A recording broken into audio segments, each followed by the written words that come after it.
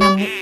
പ്രതികൂല സാഹചര്യത്തിലും ഇടതുപക്ഷത്തെ നെഞ്ചോട് ചേർത്ത് നിർത്തിയ പ്രിയപ്പെട്ടവർക്ക്, കൊല്ലത്ത് പ്രതിപക്ഷ സ്ഥാനാർത്ഥികളെ മുന്നിലാക്കി വൻ ഭൂരിപക്ഷത്തിൽ പരാജയിച്ച മുകേഷ് അണ്ണന്റെ ഫേസ്ബുക്കിലെ പോസ്റ്റാ. കൂടെ പ്രസ്ഥാനത്തിന്റെ ഐശ്വര്യദായകന്റെ കൈകോർത്ത് പല്ല് പ്രദർശിപ്പിക്കുന്ന ഒരു ചിത്രമുണ്ട്.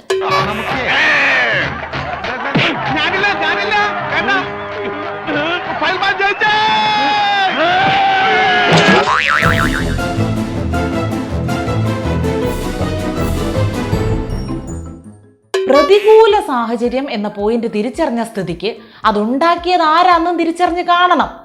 ആ തിരിച്ചറിവിന്റെ വെളിച്ചത്തിൽ മുഖ്യനിട്ടൊന്ന് കൊട്ടിയതാണോന്നും വ്യക്തമല്ല. നവകൊള്ള സദസ്സിന്റെ ഭാഗമായിട്ട് നടത്തിയ ഗുണ്ടായിസവും ആഡംബരവും ഒക്കെ ആയിട്ട് ജനങ്ങൾ കുറെ സഹിച്ചല്ലോ.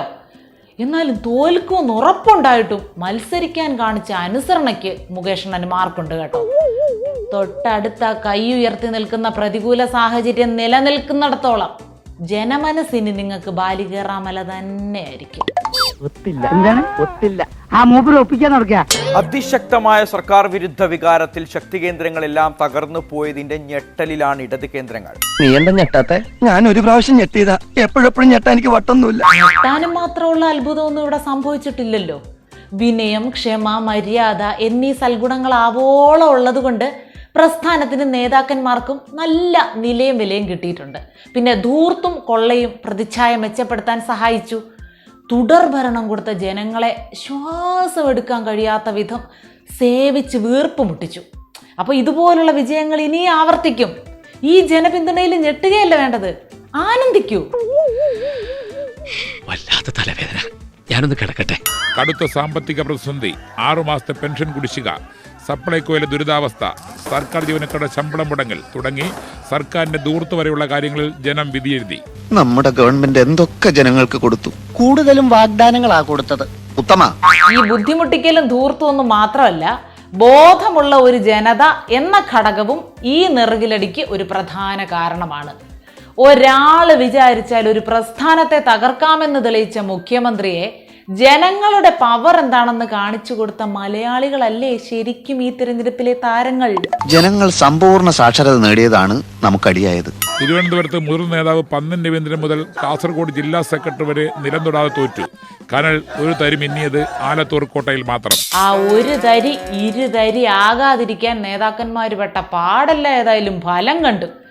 കണ്ണടച്ച് ജയിച്ച പാർട്ടി ഗ്രാമങ്ങളിൽ പോലും നിലം തൊടാതിരുന്നതിനർത്ഥം അണികള് തന്നെ വിവേകം കാട്ടി തുടങ്ങി എന്നതാണെന്ന് തിരിച്ചറിയാത്തത് ഇനി നേതാക്കൾ മാത്രമേ ഉള്ളൂ. സ്ഥാനാർത്ഥി നിർണയം, അതുപോലെ തന്നെ സംഘടനാ പ്രവർത്തനം, രാഷ്ട്രീയ പശ്ചാത്തലം ഉൾപ്പെടെയുള്ള മുഴുവൻ കാര്യങ്ങളും വിശദമായിട്ട് പരിശോധിച്ച് ആവശ്യമായ നിലപാട്, അതാ ഞാൻ പറഞ്ഞത്, എന്തെങ്കിലും തിരുത്തേണ്ടതുണ്ടെങ്കിൽ തിരുത്തി, ഉൾക്കൊള്ളേണ്ടതിൽ ഉൾക്കൊണ്ട് അങ്ങനെയല്ലേ പാർട്ടി മുമ്പോട്ടേക്ക് പോവുക.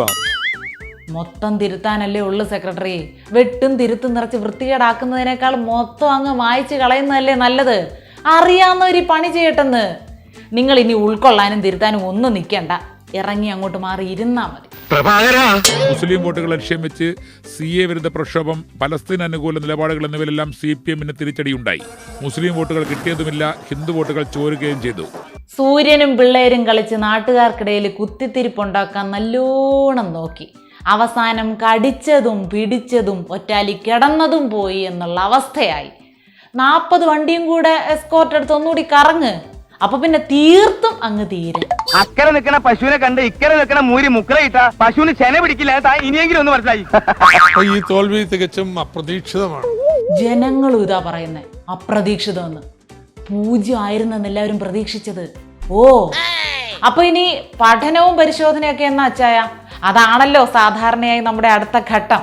വിശദമായിട്ടുള്ള പരിശോധന നടത്തി അതിന്റെ കാരണങ്ങൾ കണ്ടുപിടിച്ച് തിരുത്തുന്നതിന് ഇടതുപക്ഷ ജനാധിപത്യ മുന്നണി മുൻകൈയെടുക്കും. അണ്ണൻ അക്ക ചക്ക.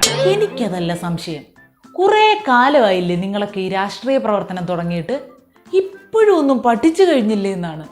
മുൻകൈ എടുത്തു വരുമ്പോ 2 കൊല്ലം ആവും. അപ്പോഴത്തേക്കും ജനങ്ങൾ ഒരു തീരുമാനമാക്കി തരും. ഇപ്പോൾ UDF വിജയിച്ചിട്ടുണ്ട്.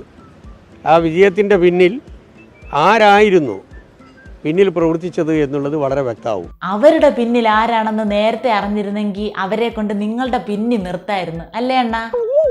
കഷ്ടം. ജനം വോട്ട് ചെയ്യാഞ്ഞതുകൊണ്ട് നിങ്ങൾ തോറ്റ്, വോട്ട് കിട്ടിയവർ ജയിച്ചു. അത് മനസ്സിലാക്കി കയ്യിലിരിപ്പ് മെച്ചപ്പെടുത്തുന്നതിന് പകരം കൊതിക്കെറും പറഞ്ഞുകൊണ്ട് ഈ ഇരിക്കുന്നത് അതൊരു തറ പരിപാടിയാ കേട്ടോ.